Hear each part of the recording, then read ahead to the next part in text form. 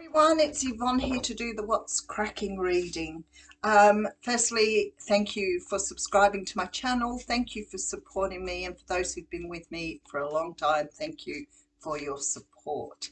I am still doing personal readings, so if you do want a personal reading with me, best thing to do is check out www.theaussiegoddess.com. It does have what sort of readings I have on there and when I'm available. If you do have any difficulty, of course, I'm happy for you to email me. And if you haven't checked out my other channel yet, the Aussie Goddess Astro Tarot, the link is in the box below, along with the link to Buzzsprout with the podcasts on it. So interested in any of those, everything is in the box below. Today we're going to use the Thelema Tarot for your reading. And let's get going, shall we?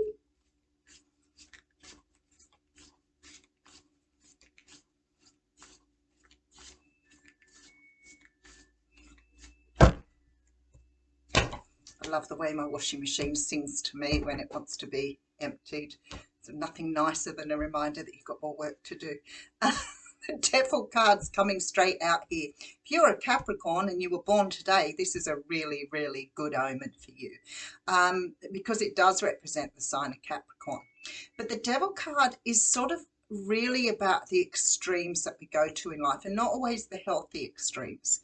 So things like overdoing things, too much of things. It's very much about our ego.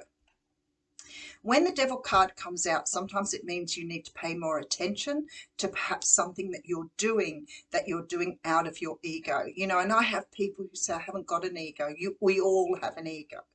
And there are aspects of the ego that are essential to our well-being, which will never move from us. But there are aspects of our ego that we've learned from others that possibly don't serve us anymore, or maybe never served us really. So when the Devil card comes out for me, that's sort of the energy of, check yourself out. The one thing I did notice, and I've always shared with people, when you're raised by narcissistic parents, or you have a parent who has very narcissistic tendencies, sometimes we pick up the fleas. What does that mean? Sometimes we have the traits, even though we don't have a lot of traits. Some of the things that we follow in as part of our ego are the traits we pick up from our parents. So we very often have to look at, who we are and what sort of energies we need to decide we're not going to take forward with us. And if you're asking yourself if you're a narcissist, you're already pretty much deemed not to be, because asking the question is already a sign that you are conscious of yourself. But a lot of people who don't ask the question more than likely need to take sort of a little bit of a look. But, we've all worked with those fleas. And realised, along the way that they are part of who we are, and we've sort of grown up feeling that they were normal or part of who we were as people, but realizing at some stage or another down the road that perhaps they're not serving us in a way that's really good or healthy. And we need to address them. And I feel like this is why the Devil card is coming up here, just to remind you to be really conscious, or be the observer in your own life. Eckhart Tolle always talks about being the observer. That means sometimes stepping back and looking at how you're leading your life and asking yourself, am I doing the best thing for myself in a positive way, or are there things I could change about myself that would serve me better? So that's the Devil card. All right, I have the Eight of Wands coming through, which is communication coming through in divine timing from somebody who more than likely broke your heart, that you are manifesting back in here. There's some sort of ending here, and endings, an end of anxiety to a third party situation and a brand new beginning. All right, very straightforward here. I feel that you could be dealing with a Capricorn, or you could be dealing with someone who maybe has some of those traits of a narcissist. Now, I know that people go, oh, we throw the word narcissist around much too easily. And I think that is very true. If you're throwing the word narcissist around and not really looking at your part in a situation, you're devaluing yourself. We all have to realize that we have something within us that we need to change as well. And for many of us, that's about people pleasing, not sticking up for ourselves, putting ourselves under others, which is codependency. So, some of these things may be reflected in somebody that you're dealing with, some of those narcissistic tendencies. So we don't class people narcissists, but we do know that some people have some traits. To be a fully fledged narcissistic personality disorder, you have to have, I think, 8 markers for that. And some people only have 1, and that doesn't make them a narcissist. Some people have a lot more than 1. If you've only got 7, you may not be classed with narcissistic personality disorder, but you may carry a lot of the traits. And some of them are learned from parents, people around us, people who influence us, role models. So I feel like you may be dealing with somebody here that you may be questioning that level of narcissism or that level of who they are. It feels like to me somebody is coming around who may have broken your heart in the past or may have done the wrong thing by you. And I feel like this has been coming up this week, but it just seems a little bit more defined today than it has been before. Again, don't make judgments on somebody for 1 red flag. Be the observer, watch what they're doing, take it in. You need to be treated well. And if somebody is not treating you well, then maybe you need to look at what are they offering you. So some of the red flags that come out as soon as you meet some people may be worthwhile paying attention to. All right, I'll leave you with that. All right, we have the Empress coming out. You see, this is what I'm saying. You know, you always need to treat yourself with the utmost respect. And if you're loving and treating yourself with the utmost respect, you won't attract people to you who aren't going to do the right thing. Big question there, but it's true.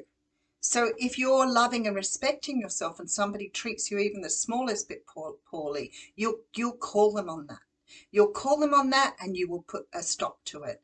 But you see, sometimes when we meet people, we're so anxious to make sure they like us and we're so anxious to draw them in that what we do is we don't want to step on their toes. So when they do treat us poorly, even if it is only that little bit, we tend to back down.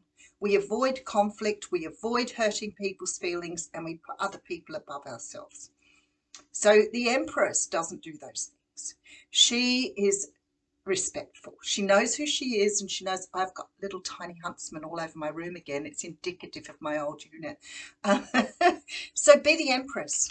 You are the one who is responsible for yourself in life and responsible for yourself in a relationship. Nobody else has responsibility for you.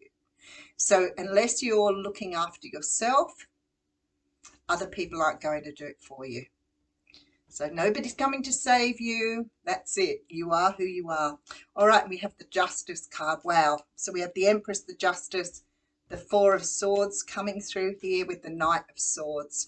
You have somebody coming towards you very, very quickly here. And although I'm sort of not one to sit here and go now a warning, there is sort of a little bit of an element of just be really conscious and really observe this situation. Because I feel like you may be dealing with somebody here that possibly you didn't see their traits the first time around, but because you've done so much healing, you may see it this time around and not have realized before. And possibly when they walked away, you were still very strongly committed to them. Your heart space was there. Everything that you wanted was in that person. And I'm feeling here, you're starting to see things in a very different way. The Justice card tells me it's part of a karmic journey. You know, sometimes people say, you know, will people, because somebody asked me yesterday, will somebody get their karma? We don't always sort of get our karma in this lifetime. It doesn't work that way. We are committed to ourselves. It's not about us hurting other people. If we do that on our journey, then of course that reflects on us as a person. But does it mean that if I kick your dog, you're going to come along and kick my dog and then it's all going to be even? It just does not work that way. There are 12 laws of karma and it works very, very differently. So sometimes we are carrying karma from past lives when we come through to this life. And sometimes we have to work through them. And it could be that you were the narcissist in a past life and now you're experiencing that in this lifetime. If that's the case, you can work with that. You can work with that by just being conscious of who you are, observing who you are, and going through life knowing that you deserve every bit of love, care, and attention that anybody does. So you don't have to give it all away. You deserve to have some back again. That's that equal give and take stuff. But I have you here as the Emperor, and I have you here with the Justice card. So what are you undervaluing about yourself that this is saying to you, you don't need to do that anymore? You have the power within you. I feel like this is sort of going back to some sort of healing here. It's almost like going back to the drawing board. So we all do that. You know, you find yourself saying or doing something and you think, that doesn't sound right to me. And you go back and you revisit what you've done before because you realize that you have certain perhaps attributes that aren't serving you anymore, that may be making you feel really uncomfortable. Good example, I'll give you one of mine, the self-righteousness thing. I grew up thinking that that was who we all were. I got angry when people littered. I got angry when people threw cigarettes out of their car. I got angry when people did things that went against the law. And one day I woke up and thought, why do I feel responsible for everybody on the planet? What is it about me that I was taught to be responsible for every bad deed that and it dragged me down. All those bad deeds people were doing to the point where I couldn't even watch the news. I couldn't listen to the radio. I couldn't bear to listen to, you know, people who'd done the wrong thing. It would drive me insane. And I was like, oh, well, I'm an empath. That's who I am. No, that is poor boundaries. That's a very different thing. So I started to look at what was it about me that made me feel responsible for what other people were doing. That is control. And that is part of the self-righteousness thing. So what happens is we think we have control over other people and what they do. But you see, we don't. And all we're doing is draining ourselves and making ourselves sick, worrying about how other people are behaving. And it was just one day, it just slapped me in the face. And I thought, why is it I feel responsible for bad drivers on the road, for people who treat their children badly? Why do I feel responsible for all that? And, you know, it really came to light because somebody lectured me on one of my pages about who did I think I was doing the work I did, taking advantage of weak people. And I thought that was pretty astounding, that people would think I would take advantage of weak people. Like, it was really soul crushing. And then I started to realize that that person was trying to control me. And it doesn't work that way. We can't control how other people do things. And I guess we've been taught along the way with our social structures that that is how things happen. But anyway, let's keep going. I have the Death card. So there's a change you are making here for your future. You're making some sort of choice here moving forward. And we have Capricorn, Taurus, Virgo energy here. Libra energy coming through very strongly, as well as Aries. Somebody is coming towards you very, very quickly here. Now, it doesn't necessarily have to be romantic. Always remember that with these readings. This could be somebody that you're related to, a very close friend, somebody that you're seeing very differently for the first time. All right, we have the King of Wands, Leo, Sag, Aries energy right there with the High Priestess. Yep, trust your intuition. There's a lot of inner trusting in this reading, trusting yourself.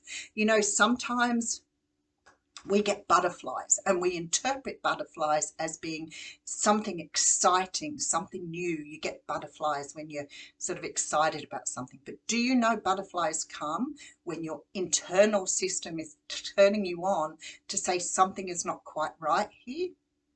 I'm not quite sure why we always relate butterflies to something good, because it can actually mean the opposite. You're in danger. So just pay attention. If you have butterflies, why are you feeling the butterflies? If you can find good things to equate to that, great, but think about it. All right, and the last card we have here is the Ace of Pentacles.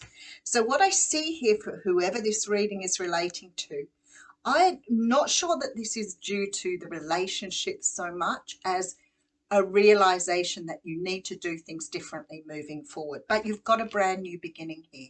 And it possibly could be with somebody. But it may not be because of the way things have gone before. Maybe this time around, you're standing in this energy.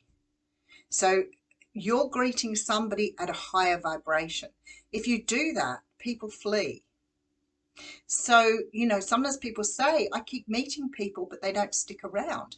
Why do you think that is? It could be two extremes. Either you are showing a powerful vibration that makes them feel a bit intimidated, or they're not sticking around because you're too afraid to show who you are. And therefore you may come over with sort of like like you're wearing a mask. And we can get into that another time. But what I see here is a person who's standing their ground. So if somebody's coming towards you wanting to treat you the way they used to, that's probably never going to change. They're probably always going to treat you poorly if they did in the beginning. But this time around, you won't put up with that. You're taking a big stand here. Wow, powerful reading coming through here. So let's just have a quick look. I feel like for some of you this may be romantic though. I feel like you're dealing with somebody who may be a bit too much in their ego. There's definitely communication through, and I feel like it's time. So it's somebody that hurt you in the past. It's somebody that perhaps you've waited for this time to come back around. But there's a closure here. There's an ending to something that's going to make you feel really good. And the anxiety is lifting for you here. I feel like for some of you, it could be a third party situation where somebody is returning from that. But we definitely could be that you're having some sort of celebration about seeing who you are in the whole equation this time around. All right, let's pull you a card. Oh, they said go for the Gods and Titans one this time, which is quite interesting. All right, let's see what Spirit has to say to you here. Oh, that one come out. Lug. Skill.